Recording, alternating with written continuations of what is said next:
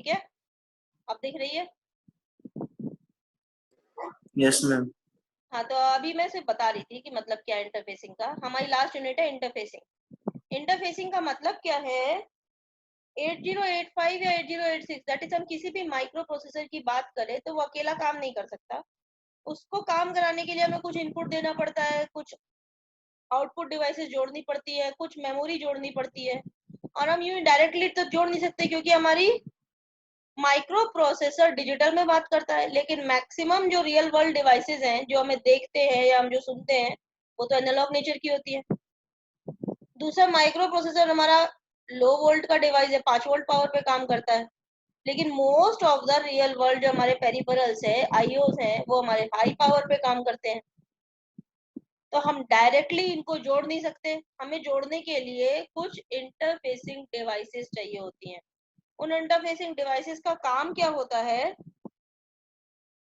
Analogue real world data को digital में convert करके प्रोसेसर को देना, digital output data of processor को वापस एनालॉग में कन्वर्ट करके रियल वर्ल्ड में देना, high power I real world data को लो पावर में कन्वर्ट करके प्रोसेसर को देना, एंड प्रोसेसर का आउटपुट जो कि लो पावर है उसको हाई पावर में कन्वर्ट करना है और तब तुम्हें रियल वर्ल्ड में देना है। तो हमें कुछ इंटरफेसिंग डिवाइसेस चाहिए होती है जो कि माइक्रो प्रोसेसर के इनपुट्स और आउटपुट्स को मैप कर सके रियल वर्ल्ड के साथ।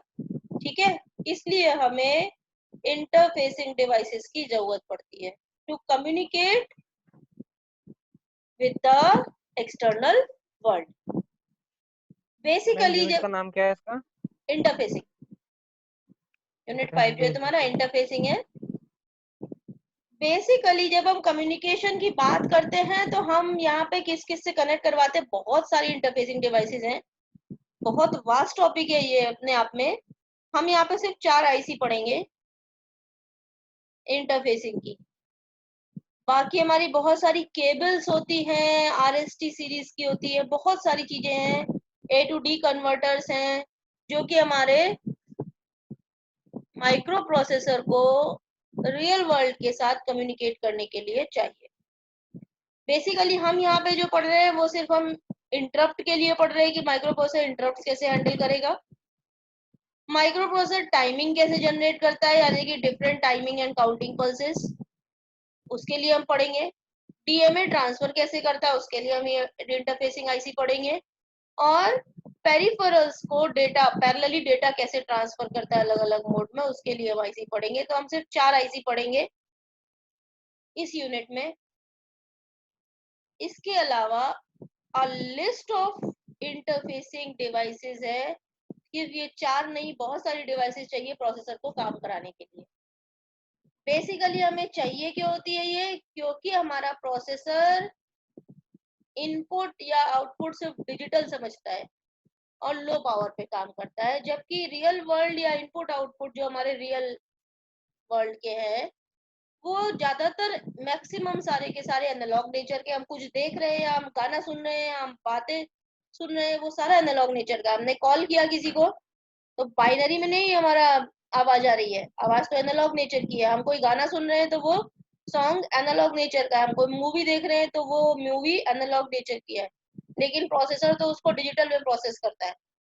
तो हमारे जो रियल वर्ल्ड आईओस हैं वो सारे एनालॉग नेचर के हैं और दूसरा लार्ज पावर पे काम करते हैं। इसलिए हमें बहुत सारे इंटरफेसिंग डिवाइसेस की जरूरत पड़ती है। पहला तो तुम्हारा ये इस नाम से ही क्लियर होगा, माइक्रो प्रोसेसर डिजिटल है और आईओस एनालॉग है, तो A to D and D to A converters चाहिए डिजिटल और एनालॉग को आपस में कन्वर्ट करने के लिए। देन तुम्हारे कीबोर्ड, डिस्प्ले, इंटरप्ट, डीएमए, इन सबको कंट्रोल करने के लिए हमें डिफरेंट इंटरफेसेस चाहिए। उसके पहले हम देखते हैं कि जब हम आईओस कनेक्ट करते हैं, आईओस मतलब real world input devices and output devices, तो हम 2 पोर्ट के थ्रू कनेक्ट कर सकते हैं उसको। एक तो आईओ पिंस पे ही आईओ लगाएं और दूसरा हम मेमोरी पोर्ट पे आईओ लगा दें।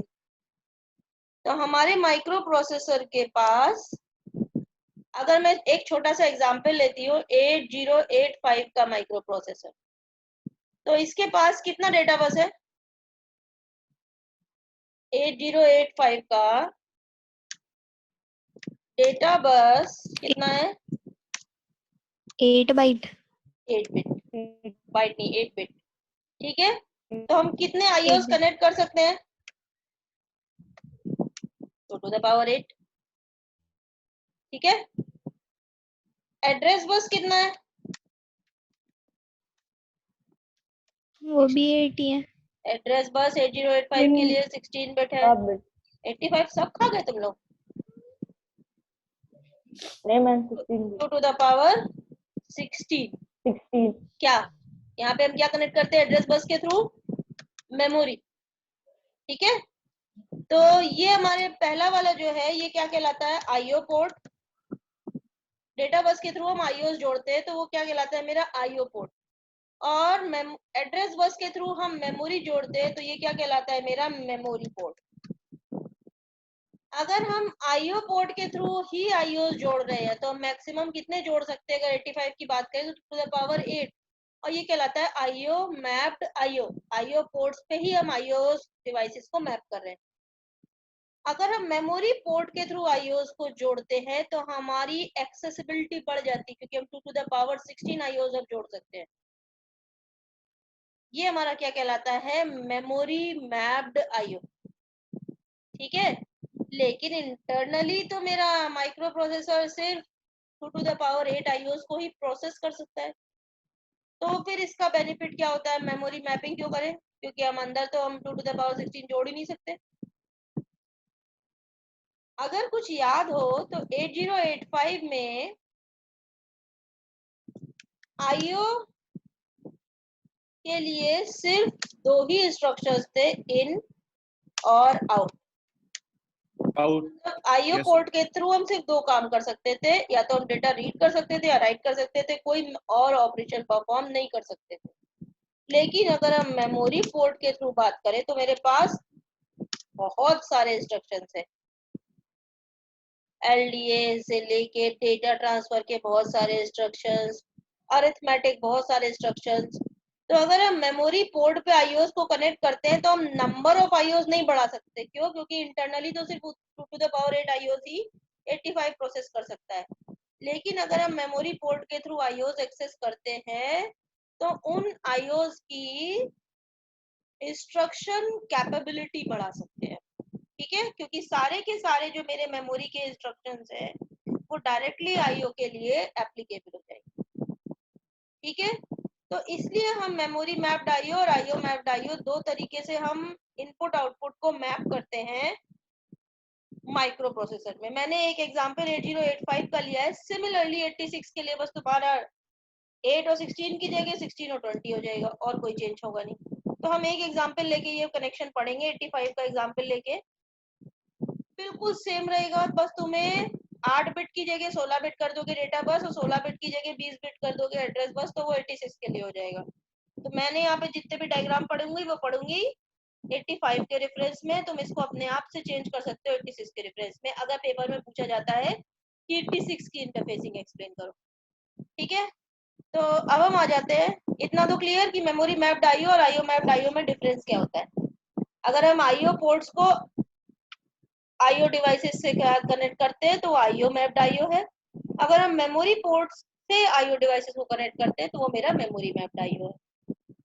अब जब हम आईओ की बात करें मतलब इनपुट और आउटपुट की बात करें तो इनपुट लेने का तरीका डिफरेंट होता है और आउटपुट देने का तरीका डिफरेंट होता है। दोनों के लिए डिवाइसेस के नाम अलग होते हैं।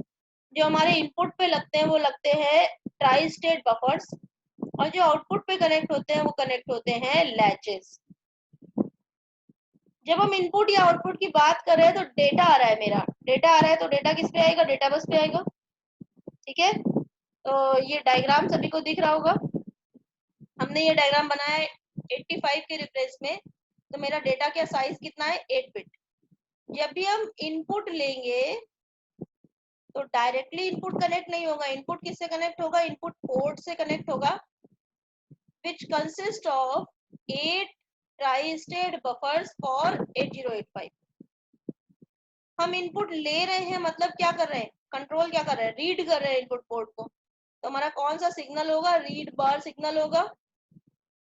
और जब हम रीड कर रहे होंगे तो हमें एड्रेस भी तो देना पड़ेगा, किस एड्रेस से रीड करना है, तो एड्रेस लाइन का कॉम्बिनेशन होगा A0 से A15।